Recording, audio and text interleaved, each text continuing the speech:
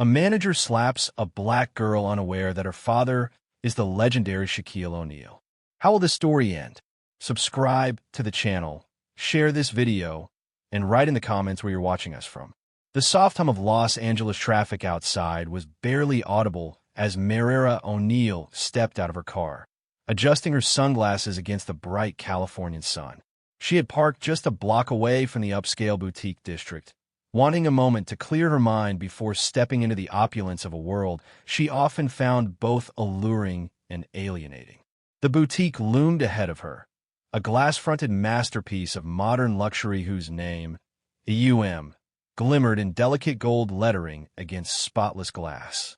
The display window showcased mannequins draped in intricate gowns, each piece a testament to wealth, exclusivity, and status. Merera inhaled deeply, steadying herself, for she had come with a purpose. Yet, stepping into places like this always felt like walking a tightrope. Her purpose today was simple: find the perfect dress for her high school's winter formal. It wasn't just a dance. It was her first chance to step into a world where her peers would see her as more than just the daughter of Shaquille O'Neal. Though she bore her famous father's name, Merera was determined to be known for her own achievements. She wanted to feel confident, beautiful, and whole at the event. As she pushed open the boutique door, a delicate chime announced her arrival. The interior was breathtaking. White marble floors gleamed under soft golden light, and sleek chrome racks showcased garments that looked more like art than clothing. Merera couldn't help but pause for a moment to take in the atmosphere. There was a faint, expensive perfume in the air, a blend of something floral and citrusy mingled with the faint hum of classical music playing softly in the background. Despite the luxurious surroundings, a sense of unease crept over her as the handful of employees scattered around the store all glanced at her with cool, assessing gazes. She wasn't wearing the kind of outfit most customers here might. A sleek tracksuit and sneakers, which might have been practical for her errands that morning, now stood out starkly in a sea of couture-clad shoppers. Adjusting her ponytail and brushing off the initial looks, she reminded herself why she was there. Behind the counter stood a woman who could easily have been mistaken for a mannequin herself, tall, impeccably dressed in a tailored black blazer and pencil skirt, with blonde hair styled into a sharp bob. Her name tag read Jessica Marlo, and her expression was as cold and polished as the marble beneath her feet. Merera offered a polite smile, yet Jessica merely raised a perfectly sculpted brow before returning to her tablet and ignoring the chilly reception. Undeterred, Merera made her way to a rack of evening gowns. The dresses were stunning, crafted from soft silks and shimmery satins in every imaginable shade. She reached out with her fingers, grazing the fabric of a midnight blue gown that shimmered like the ocean under moonlight. It was perfect. She could already imagine the way it would flow as she walked. "Excuse me," she said, turning toward Jessica. "Could I try this on?" Jessica did not look up immediately, but, with a tone dripping with condescension, asked, "Are you sure you're in the right store?" Merera froze for a moment, unsure if she had heard correctly, as the question hung in the air, sharp and cutting. Glancing around, half expecting to see someone else, she replied, "I'm pretty sure I am," and with a steady voice added, "I'd like to try on this dress." Finally, Jessica looked up, her eyes narrowing as she studied Merera from head to toe in a slow, deliberate gaze meant to intimidate. "That dress," Jessica said in a low voice edged with sarcasm, "is part of our exclusive collection. It's not something we typically let everyone try on." A spark of anger flared within Merera's chest as she declared, "I'm a customer. I don't see why I can't try it on." Jessica's lips curled into a tight, insincere smile. "Of course you're a customer," she replied with mockery, "but we have certain policies about handling delicate pieces. Perhaps I could recommend something more suitable." Her words stung, and Merera, no stranger to judgment, especially as the daughter of a public figure, complete with its own set of assumptions and prejudices, felt the pain of being dismissed, not just for her name or family, but for the way she looked in her tracksuit and sneakers. Drawing a deep breath to remain calm, Merera repeated, I'd like to try on this dress. At this, Jessica's smile vanished. She stepped out from behind the counter, her heels clicking sharply against the marble floor as she approached Merera with deliberate, almost predatory movements. Lowering her voice to a near whisper, Jessica hissed, "Girls like you don't belong here." Her words, barely audible yet cutting through the air like a blade, left Merera too stunned to respond immediately. The meaning of those words sank slowly into her mind as she clenched her fists, anger bubbling just beneath the surface. Before Merera could say another word, Jessica stepped back, her expression composed once more. "Let me know if you need any further assistance," Jessica said with an air of finality as she turned on her heel and walked away. Merera stood frozen, her mind racing as the weight of the interaction pressed down on her. Determined not to leave without that dress, or without making her voice heard, she felt a fire ignite within her chest. This was no longer just about a dress. It was about standing up for herself and refusing to let anyone make her feel small. Resolute, Merera walked toward the fitting rooms with the midnight blue gown clutched in her hand. The soft squeak of her sneakers against the marble floor was a stark counterpoint to the quiet opulence of the store. Then, cutting through the tension, Jessica's sharp voice spoke again from behind her. "Miss, I must insist you stop right there." Slowly turning to meet Jessica's cold stare, Merera responded in an even tone. "Excuse me?" Jessica's lips pressed into a thin line as she said, "That gown is part of our premium collection. We don't allow—" She paused, her eyes narrowing as she searched for the right words. "Everyone to handle these pieces. Perhaps you'd like to look at something more accessible." The emphasis on the word accessible was like a dagger aimed at Merera's pride, and her fingers tightened around the soft fabric of the dress. "I'm not just handling it. I'm trying on," she said firmly. Jessica's condescending gaze flicked from the dress to Merera and back. "And how exactly do you intend to pay for it?" she asked in a low, cutting tone. Merera felt her jaw tighten as she replied, "That's none of your business." Jessica then took a step closer, her heels clicking ominously against the floor, and whispered, "It becomes my business when someone comes into this store and starts touching things they can't afford." Her voice dropped to a near whisper, and Merera's heart pounded in her chest as she felt a mix of anger and disbelief. She wanted to scream the words back at Jessica, demanding an explanation, but she held herself in check. Instead, she met Jessica's gaze steadily and declared, "I'm not leaving. I'm going to try on this dress." For a moment, Jessica's eyes flashed with irritation, but she did not back down. Instead, she straightened her posture as if preparing for battle. "If you don't leave the gown where it is and exit the store, I will call security," she said in a cold, unwavering voice. The threat hung in the air, oppressive and heavy, and Merera could feel her pulse thumping in her ears, the sound almost drowning out the soft classical music. Glancing around, Merera noticed the wary eyes of a few other customers, some looking away quickly as if pretending not to know, while others watched with a mix of curiosity and discomfort. A woman standing near a rack of handbags seemed on the verge of speaking, but then hesitated, glancing at Jessica before turning back to the merchandise. It was clear that no one was going to intervene. "You're not calling security," Merera said loudly enough for everyone to hear, "because I'm a customer and I have every right to try on this dress." For the briefest moment, Jessica's composure cracked. Her eyes widened slightly before narrowing again. "You're causing a scene," she said through gritted teeth. "I'm asking you politely to leave before this escalates further."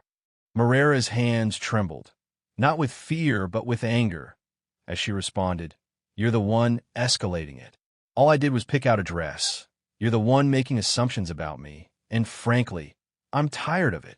Jessica took another step closer, her expression darkening further, and then suddenly, her hand shot out, grabbing the dress from Merera's arm. "Give me that," she snapped, tugging the gown sharply. Merera held on, refusing to let go, and demanded, "What is your problem? You can't just grab things out of people's hands." "I can when I'm protecting store property," Jessica retorted, her grip on the dress tightening as she pulled harder. In that moment, the gown slipped from Merera's grasp, the delicate fabric bunching in Jessica's hands. Instinctively, Merera reached out to grab it back, but before she could, Jessica's hand lashed out, striking her across the cheek in a sharp, stinging slap. The sound of the slap echoed through the boutique as Merera staggered back a step, her hand flying to her face. She couldn't process what had just happened. Her cheek burned both from the impact and the humiliation. For a moment, Jessica froze, her eyes wide with shock as if she couldn't believe what she had just done. The boutique fell into an uneasy silence, broken only by the faint strains of classical music still playing over the speakers. Merera's mind raced, and she could feel tears threatening to well up, but she forced them back, refusing to let Jessica see her cry. Instead, she took a deep breath, her fingers curling into fists at her sides, and said in a trembling voice, "You just hit me." Jessica opened her mouth to respond, but no words came out. She seemed momentarily paralyzed, her hands still clutching the dress as if it were a lifeline. "You just hit me," Merera repeated, louder this time, her voice cracking with emotion. "Do you think you can treat people like this and get away with it?" The other customers stared at her, their expressions a mix of shock and discomfort. No one moved, no one spoke. Finally, Jessica seemed to regain her composure as she straightened her back, her face hardening into a mask of cold indifference. "I'm going to have to ask you to leave," she said in a tight, controlled voice. "You're no longer welcome in this store." Merera's eyes burned with unshed tears, but she refused to let them fall. With a final deep breath, she turned on her heel and walked toward the door. As she reached the exit, she glanced back over her shoulder to see Jessica still standing in the center of the boutique, clutching the midnight blue gown. The boutique's opulent interior seemed to close in on her as Merera pushed the door open and stepped out into the bright afternoon sun. The cool air on her face soothed the sting on her cheek, yet it did little to calm the storm raging inside her. Her mind raced with thoughts of what to do next. She was not going to let this incident go. Jessica Marlo might think she could get away with treating people like this, but Merera was determined to prove her wrong. This was no longer just about a dress. It was about standing up for herself and for anyone else who had ever been made to feel small. With the boutique door closing behind her with a heavy finality, the faint chime of its bell barely audible over the roar of her thoughts, Merera stood on the sidewalk, her hands trembling with adrenaline. Her cheek still stung from Jessica's slap, but the deeper wound was the humiliation and the burning anger within her. As she pulled her phone out of her pocket, her reflection stared back at her on the screen with wide, fiery eyes and a faint red mark blooming across her cheek. For a moment, she hesitated, her thumb hovering over the camera icon, uncertain about exposing herself to the judgment of millions. Then she thought of Jessica's smug expression and the disdain in her words, "People like you," and she decided she would not let this moment pass in silence. Tapping the camera app, she flipped it to record, holding the phone at arm's length to capture both her face and the boutique's elegant facade behind her. Her voice, though steady, betrayed a tremor beneath the surface as she began. "My name is Merera O'Neal. This is what happens when you walk into a store and someone decides you don't belong." She continued, explaining that today a woman inside this boutique had not only insulted her, but had hit her, and she let the words hang for a moment as her cheek throbbed with pain, emphasizing that people needed to see this. "It's not just me," she declared. "This happens to people every day, people who don't have a platform, who don't have a voice. And it's time we start holding people accountable." Immediately after finishing her recording, she uploaded the video to her social media accounts with a simple but powerful caption. "This isn't just about me. It's about everyone who's ever been made to feel less than. Hashtag stand up, hashtag say no to discrimination." Almost immediately, her phone buzzed with notifications, a flood of comments and shares pouring in faster than she could process. Messages of support joined voices of cynicism and trolls, but Merera marched on. Determined, she began to walk, her sneakers clicking against the pavement as she replayed every insult, every icy stare, every moment when Jessica had tried to belittle her. The memory of the slap echoed in her mind, fueling her anger, and as hours passed, she found herself sitting cross-legged on her bed, bathed in the glow of her phone lighting up the darkened room. Her video had gone viral, reaching millions of views and drawing hundreds of thousands of comments. Prominent figures were retweeting her post, adding their voices to the growing chorus of outrage. Amid this surge, a notification caught her attention, a direct message from one of her closest friends asking, "OMG Merera, I just saw your video. Are you okay? What happened?" After a brief hesitation, she typed back, "I'm okay now, but it was bad, really bad. She slapped me, literally slapped me." Almost instantly, the response came, "That's insane. You need to do something about this, legal action or something." As she stared at the message, the idea of legal action settled in her mind. Although her instinct was to fight back, the thought of navigating lawsuits, media coverage, and endless questions churned in her head. She wasn't afraid of confrontation, but this felt massive, bigger than just her. And that was exactly the point. It wasn't merely about her. It was about setting a precedent for everyone who couldn't speak up for themselves. Her phone then buzzed again, a call from her father. Hesitant for a moment, knowing he would want to protect her from the backlash, she answered with a quiet, "Hey, Dad." His deep, familiar voice came through as he asked, "I just saw your video. Are you okay? What happened? Talk to me." Taking a deep breath, Merera recounted the events of the day from the moment she stepped into the boutique, her voice wavering only once when describing the slap, the shock of it still fresh in her mind. There was a long silence on the other end before her father spoke again, his voice tight with barely contained anger as he demanded, "You hit me." With quiet resolve, she confirmed, "Yes, Dad. I'm coming over." His tone left no room for argument. He was not going to let this injustice slide. Later that evening, when her father arrived at her apartment, his towering frame filled the doorway. Without hesitation, he pulled Merera into a protective embrace, holding her tightly as if to shield her from the world. "I'm proud of you for standing up for yourself," he said softly, yet his voice carried a grim determination as he added, "But we're going to take this further. They're not getting away with this." Together, they began to strategize. Her father made calls to his legal team, while Merera reached out to activists and influential voices online. Their next step was clear: expose the boutique's history. If Jessica had treated her this way, there was a good chance she had done it to others. In the following days, the momentum grew. News outlets picked up the story, and more people came forward with their own experiences at the boutique. A former employee, speaking anonymously, revealed that Jessica had a pattern of discriminatory behavior, routinely profiling customers based on their appearance and refusing to serve anyone she deemed unworthy of the store's luxury image. Merera, refusing to let the narrative shift away from the larger issue of systemic discrimination, remained active on social media, sharing updates and amplifying the voices of others. It wasn't just about her. It was about a culture that allowed people like Jessica to operate unchecked. Yet for Merera, words were not enough. Actions were required. Late one night, while drafting another post, a surge of determination overwhelmed her. This wasn't over, it was just beginning. The next morning, Merera woke to the incessant buzz of her phone vibrating on the nightstand. The screen lit up with notifications, mentions, direct messages, and calls. Her video had taken on a life of its own overnight, and it seemed like the whole world was watching. She unlocked her phone and immediately noticed headlines across social media platforms declaring, "Daughter of NBA legend Shaquille O'Neal shares harrowing tale of boutique discrimination," and "Shaq's daughter calls out racial bias in high-end retail."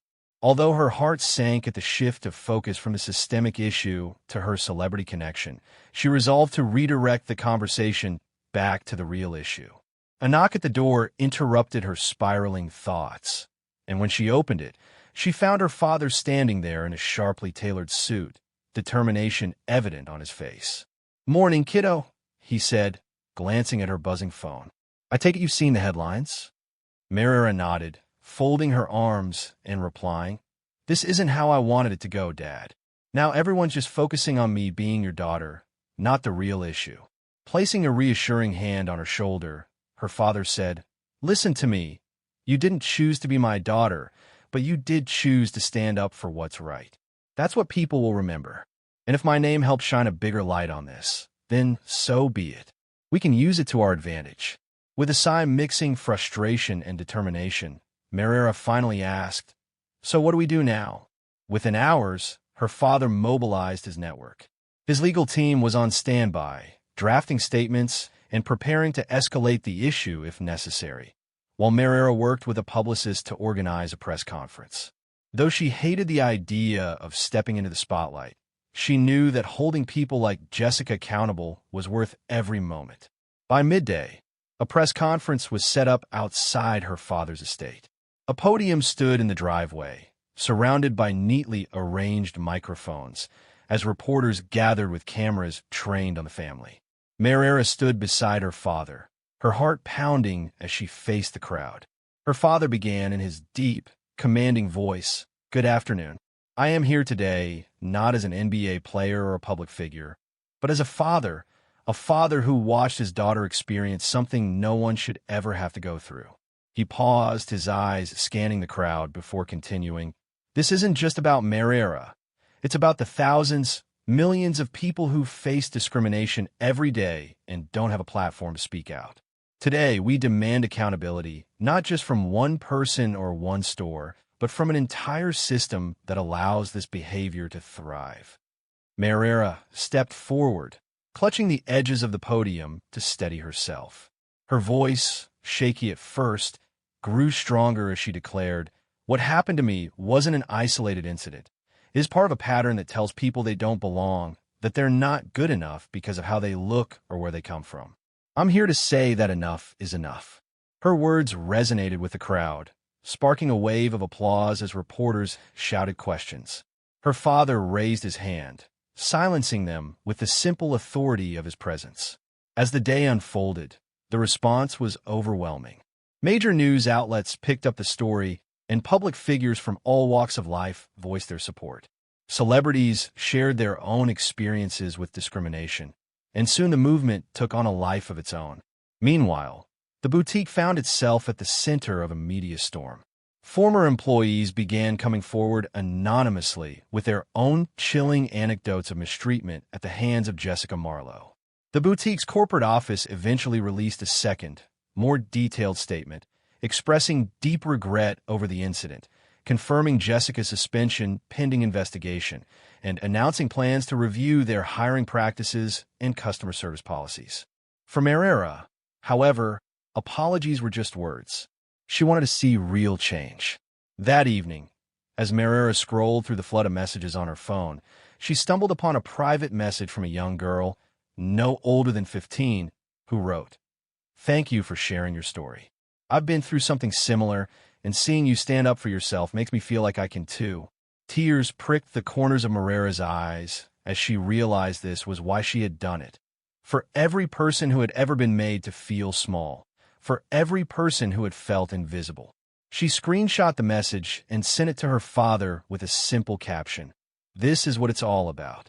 Her father replied almost immediately, "Proud of you, kid. This is just the beginning." The next day, in an exclusive interview with a prominent journalist, Merera recounted the incident in vivid detail. Not only what had happened to her, but also the broader issue of systemic discrimination in retail spaces. "I want accountability," she declared firmly. "I want people to know that they don't have to accept this kind of treatment, and I want businesses to realize that they can't keep ignoring these issues. It's time for change." The interview aired that evening, sparking immediate social media eruptions with hashtags like #JusticeForMerera and #Indiscrimination. Later that night, as Merera sat on her bed scrolling through the day's events, her phone buzzed with another message from her father. "Tomorrow we talk strategy. It's time to turn this into something even bigger." With renewed determination, she stood in front of her mirror, preparing herself for what lay ahead. Today, she and her father would return to the boutique, not as customers, but as forces of accountability. When they arrived, The scene outside the boutique was a stark contrast to the quiet luxury Merera had experienced days before. A small crowd of reporters and onlookers had gathered, their cameras trained on the entrance. Though a pang of anxiety flickered within her, Merera remembered why she was there. Her father stepped out of the sleek black SUV first, his imposing presence drawing immediate attention as voices called out and flashes lit the scene. Together, they walked into the boutique, the glass doors swinging open with a soft chime. Inside, the atmosphere was tense. The staff looked up, their faces a mix of apprehension and unease. Merera noticed the absence of Jessica Marlo behind the counter, but before she could process it, a man in a tailored suit approached them. Introducing himself as the boutique's regional manager, his expression was carefully composed as he said, "Mr. O'Neal, Miss O'Neal, we've been expecting you. Please, let's talk in private." Her father's expression hardened as he replied in a low, commanding voice, "We'll talk, but I want Jessica here. She is the one who needs to answer for her actions." After a moment's hesitation, the manager signaled for someone to fetch her. Minutes later, Jessica Marlo walked into the room. Her usual air of icy confidence was noticeably shaken. Though dressed impeccably, a nervousness was evident in her posture. Briefly, her eyes flickered to Merera before settling on the manager, as if hoping to avoid the confrontation entirely. The manager said firmly, "These are the O'Neals. I believe you're already acquainted." Jessica's jaw tightened as she forced a tight smile and said, "Yes, of course." Stepping forward, Merera's heart pounded, but her resolve remained unshaken as she declared, "You know exactly why I'm here. What you did to me wasn't just disrespectful. It was violent, discriminatory, and completely unacceptable." Jessica opened her mouth to respond, but her father raised a hand to silence her. "You slapped my daughter," he said, his voice calm but heavy with anger. "You humiliated her and thought you could get away with it. Well, you didn't." Jessica stammered, I was just doing my job. I didn't mean," but Merera interjected sharply. "You didn't mean to insult me, to make assumptions about me based on how I look, or to physically assault me because you thought you could." Her words rang out with determination as Jessica's carefully constructed facade began to crack. Finally, the manager spoke in a conciliatory tone, assuring them, "I want you to know that we take this matter very seriously. Jessica has been suspended, and we are conducting a thorough review of our policies and training programs. We are committed to implementing new measures to ensure that incidents like this never happen again."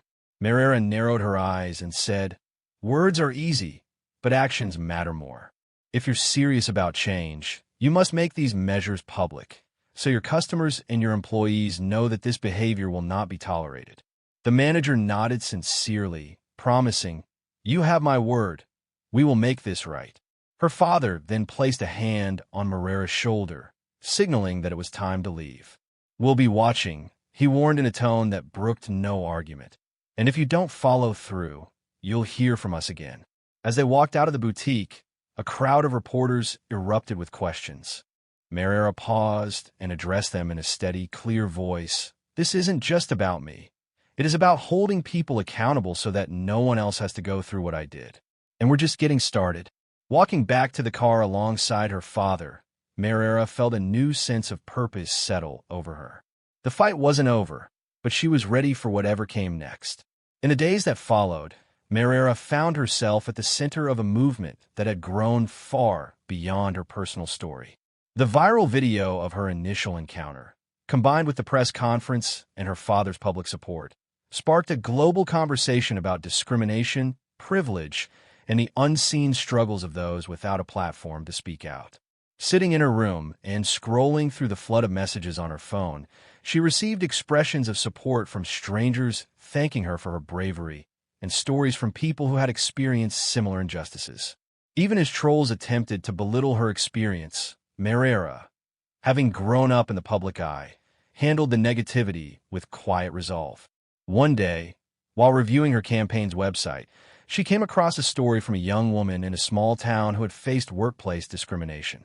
The young woman had felt powerless until she saw Merera's video. Inspired, she confronted her manager and filed a formal complaint, leading to real changes in her company's policies.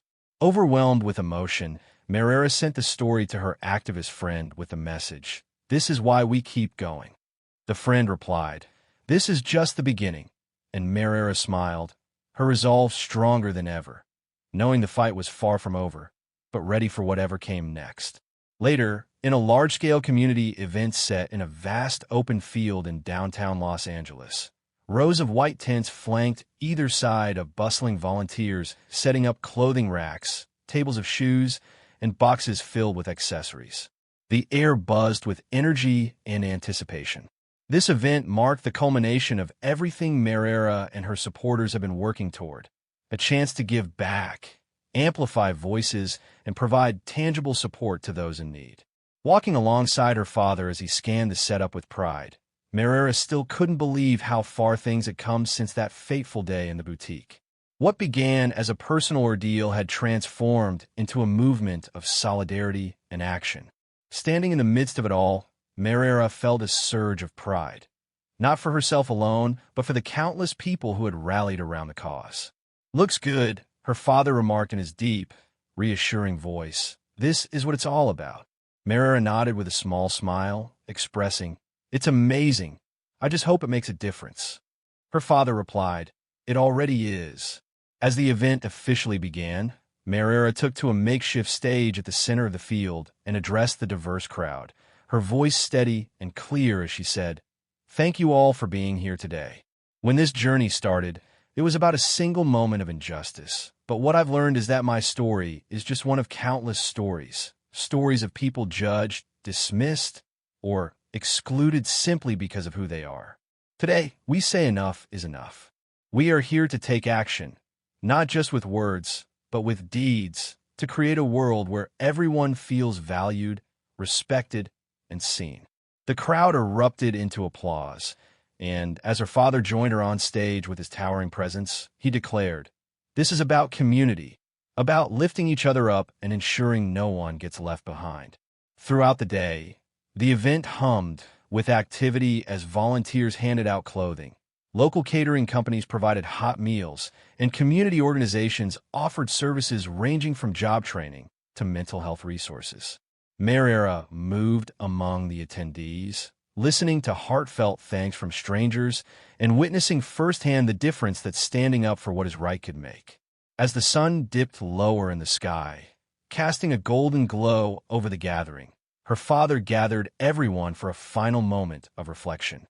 Holding up a large white board emblazoned with bold letters proclaiming, "A world without prejudice starts with us," he solemnly declared this to be their promise, to keep fighting, keep building, and keep believing in a better future, reminding everyone that change required all of them working together. Later that night, as Merera and her father returned home and sat together in quiet reflection, her father softly said, "I'm proud of you, kid, not just for what you've done, but for who you are." Leaning against him, Merera replied, "Thanks, Dad. I couldn't have done it without you." And in that moment, as the house grew quiet, Merera felt a sense of peace settle over her. Though the journey had been difficult and the road ahead long, she knew she was not alone.